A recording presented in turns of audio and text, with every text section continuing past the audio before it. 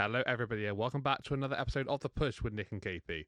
I'm KP, and here today we're going to be running through a SmackDown recap. This is the 17th of April edition, the go-home show before WrestleMania, and this was live from the T-Mobile Arena in Las Vegas, Nevada. So let's go through everything as expected, break down the night from start to finish, and let's discuss all the happenings. So first and foremost, we kick things off with Randy Orton. He would head to the ring. He would start a promo basically saying that he doesn't need Pat McAfee, and that the truth is that he just wants him, as he's the only straight shooter in the company. Randy says that all he needed to do was to be him and himself before looking back on Cody taking the title off of Drew months ago. He says how Cody gave him permission to be himself, highlighting the audacity of that, before then Randy says that his relationship with Cody is just take, but from Cody Rhodes himself. He looks back to Cody's match against Roman Reigns at WrestleMania 40, saying how Cody never actually asked him for help, before mentioning how he put himself out there during Cody's time against the MFTs and Kevin Owens, feuds like that, with nothing actually gaining for himself in return. Randy says that Pat has done more for his legacy than Cody ever has, before saying that at WrestleMania he's going to become a 15-time world champion. Pretty standard stuff here from Randy, basic promo to begin with, but does shift the tension back on himself rather than all on Pat McAfee, so that's a positive we've got to take from this. There aren't many in this episode of SmackDown, but I guess that's a little bit of one of them. So yeah, just standard stuff, building a little bit more hype up for the WrestleMania matchup, trying his hardest to shift that weight back onto him rather than Pat McAfee. Going into our opening matchup of the show, this would see a 8-man street fight, MFTs taking on the Wyatt 6, and this would be a victory here for the MFTs in the end. After a bit of a sloppy, sort of messy matchup, to be fair, was not clean at all. Kind of fun in parts, lots of weapons involved and stuff, and, hit quite hard, quite physical, but unfortunately just didn't really mix very well. It felt just a bit awful at times, unfortunately, and the crowd were very, very quiet, so it didn't really help that either. But we would see Tama Tonga looking to put Uncle Howdy away after laying him out in the ring. As he prepares for his cutthroat finisher, we then see Solo Sikoa getting into the ring pretty quickly, and he would hit a solo spike onto Uncle Howdy in order to pick up the 1-2-3 here on behalf of himself and the rest of the MFTs. So, yeah, win here for these guys. Hopefully this means that this feud is over. We've now got the Lantern back on the Wyatt 6 side of things, and yeah, we've got a victory here, faction versus faction. This has been going on for a long, long time, so hopefully these two teams can go their own separate ways, and we can see what's next for both of them. But this one, we do see a win for Solo and the MFTs over the Wyatt 6. Coming up after that, we'd have Jacob Fatu. He would arrive to the arena in actually a police car, before then basically just going through a promo while stood on said car. He would question Drew specifically about putting handcuffs on him last week in front of his family, basically saying, does he really expect that to actually affect him at all? He says he's not the kind of person that he used to be, and how Drew is so busy being focused on his prison past, while he himself is actually just focused on WrestleMania. He says that no one will be there to save McIntyre on the grander stage of them all, and that he's going to dog walk him in that unsanctioned match. Decent-ish, little short style segment, but Fatu getting just a few more words in before Mania. Coming up after that, we would have a Tag Team Championship matchup for WWE Tag Team titles. This will see Damian Priest and R-Truth put their gold on the line against Kofi Kingston and Grayson Waller representing the New Day. This would be a victory here for the champions. Whilst that had happened, then we do see sort of a maneuver afterwards where they go for sort of like a 3D-esque move.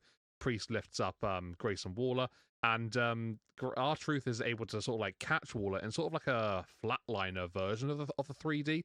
And that would see these two with a victory here in this matchup. Our tag team champions retain their gold here after R-Truth basically said beforehand that this matchup would come in way because Danhausen had cursed the two of them, and it would be a cakewalk. Well, they won the matchup, so I guess, job done here for Truth and Damian Priest. It was an okay matchup. It wasn't like the greatest thing you'll see. It was fine, and I guess just a way of getting the titles sort of like in the conversation before WrestleMania. Going on after that, we would have a Jade Cargill and Rhea Ripley segment. First and foremost, we would see Jade, Michin, and B-Fab make their way to the ring, with Rhea Ripley interrupting before Jade can even get out a word. Rhea says that she wants to rip Jade apart after everything that she's done, but also says that she doesn't want to give Cargill an excuse to not be at WrestleMania. Rhea says that she thinks Jade is scared and how she can't wait to embarrass her at WrestleMania.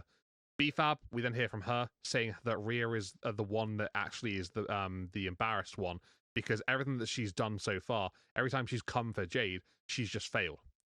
Rhea says that she hasn't had a chance because Jade has done nothing but hide since Elimination Chamber. Rhea then requests that Jade says what she wants to say to her alone before B-Fab and Michin do leave the ring with Jade's orders.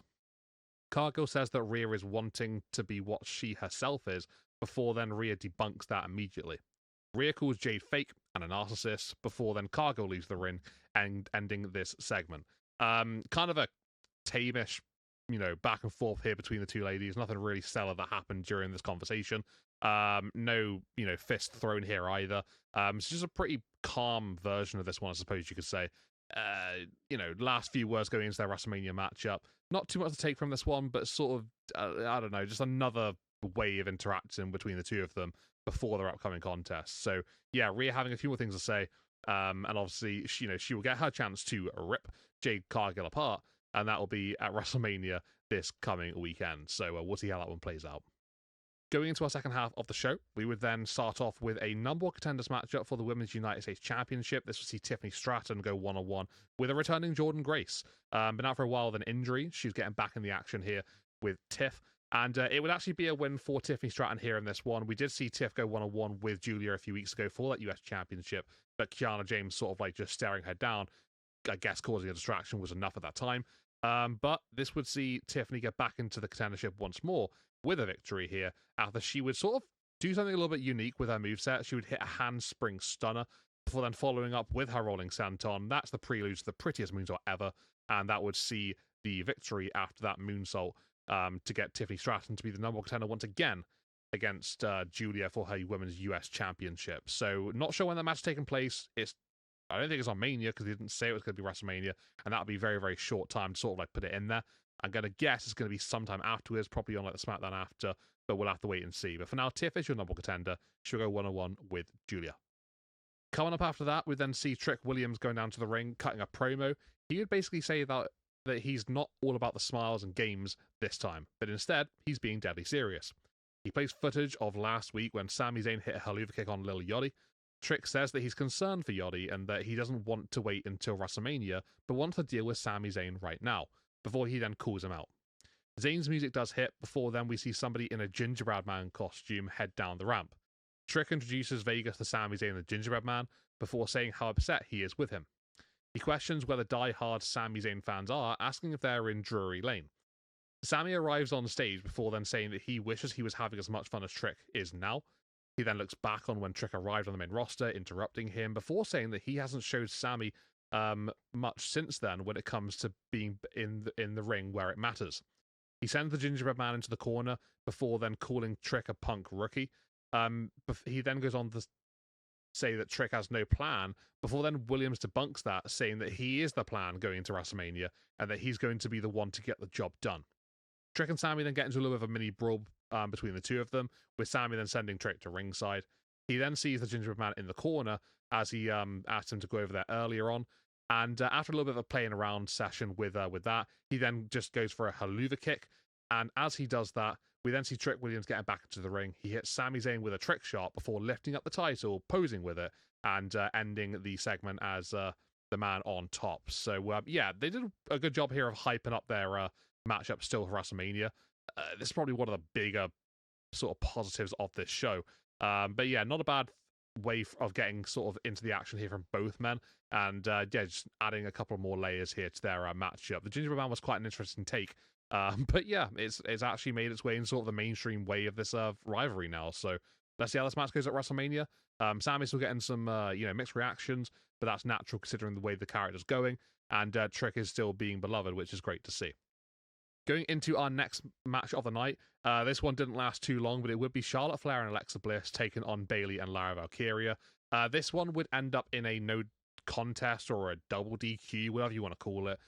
Basically, we would have the team of Lash Legend and Nia Jax storming the ring and taking out all four women one by one to make a statement.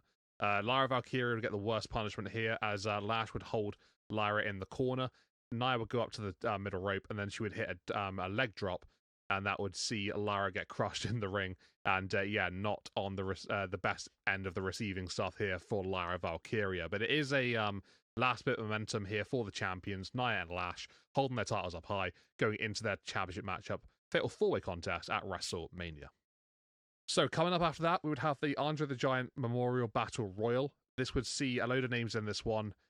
We'd have some AAA guys, NXT were involved here, Raw and SmackDown, and then we'd also have Royce Keys making his entrance as the cameras would come back on. We'd also then see straight afterwards Joe Hendry making his entrance as well. So a couple of entrance features afterwards there, which was quite nice to see. The match would take place, and it would have a bit of a smooth feeling to it. Typical sort of standard Battle Royale-esque. I wanted to do a couple of shout-outs here to both Otis and Aleister Black. I thought they both looked especially very, very good during this matchup. Had some nice eliminations for both of them. And, yeah, just seemed to be, just going through the motions, looking pretty good doing so as well. Otis especially, he eliminated quite a few people in this one and just looked very, very good and had a great time out there. The crowd were enjoying it. Eventually, we would see two men left in the ring, and that would be Tala Tonga and Royce Keys. We would see Royce hitting a spine buster onto Tala Tonga before then throwing him over the top rope, and he would be the 2026 winner of the Andre the Giant Memorial Battle Royal. So congratulations to Royce Keys. Big win for him. He hasn't been in WWE too long, was there since the Royal Rumble. Only a couple of appearances on SmackDown prior to this one. But yeah, this is his biggest win so far. Let's see how he does from here. Will it be a rise that we're going to be looking back as this was the starting moment of? We'll have to wait and see. But either way, for now, great win for Royce Keys in this Andre the Giant Battle Royal Memorial match. So after that then, we would then go into our last segment of the show, which is see Cody Rhodes hitting the ring with a promo. He would basically start saying that he's not going to talk about the issues of previous year's WrestleManias, although he then does bring up each and every single one of them. All right. Cody looks back then to what Randy said earlier in the night, saying how he's never taken responsibility in his life. He still credits Randy for being good, but mentions how he's still associated with a certain something. As he's about to sort of like say what that is, CM Punk interrupts, making his way to the ring, and then we have both champions just face to face in the ring. Punk says that the certain someone that Cody was about to mention isn't even worth bringing up, isn't worth the light of day. Cody and Punk look back on old times before Punk then tells Cody to focus on Randy and Randy only. Punk says no matter the results, they'll both be on Raw on Monday, before he then wishes Cody good luck ahead of his WrestleMania match. He then goes to leave the ring, but Cody does stop Punk from doing so, before then reminding him who he's facing off against at WrestleMania and saying how good that Roman Reigns has been in recent memory. Cody says Punk could convince people that he's the modern-day Mr. WrestleMania this weekend, depending on what happens during that match, before then thanking him for everything that he's taught him. The two sort of have an embrace in the ring, before then they just go into the crowd to like celebrate with the audience. As to what they were celebrating, I'm not entirely sure. Maybe they thought this was a moment they were making here. Maybe they thought it was a bit bigger than what they thought it was. I'm not too certain. But for me personally, this one did not hit whatsoever. As this was the go-home segment before WrestleMania, what are we doing here? We've got both world title champions, both baby faces, having a hug in the ring as the last, couple of moments. This didn't hype up either of their matches for me whatsoever. I'm not really too invested in them, regardless anyway, because of the build. But this didn't do any favors. Like this doesn't make me go, oh yeah, great, this is awesome. I'm really looking forward to this matchup now. This was a really weird way to end the show in what was a pretty dull SmackDown. Just wasn't a great one overall. Low quality, quite lazy in parts, and just you could sense they're just like waiting for that reset button. When they're going to hit it, I don't know, but they need that reset ASAP because this has been drivel, and this show was exactly that. So yeah, just a lot of low points here, a couple of high points. Trick and Sammy, I thought that segment was quite good, building that hype up. Royce Keys getting a big win. I like that for him. That's great for him, to be fair. And Randy putting some focus back on him at the start of the night and off of Pat McAfee, that was very much needed. So there were some good things, but, some short matches, really low quality stuff as well from those matches as well. Yeah, there's not a lot to really sort of like sink your teeth into and enjoy here, unfortunately. I'd probably give this SmackDown a rating of 3.5 out of 10. It was just really bad. Like, there's not much to really take away from this one being great, but yeah, I've sort of obviously had my bit. What did you guys think, though? Did you enjoy this one? Did you think I'm maybe being a little bit too critical, or do you agree that this one was a little bit dire? Let us know in the comments below what you thought about SmackDown generally speaking here, and yeah, I'd love to hear your thoughts about what you made of it all.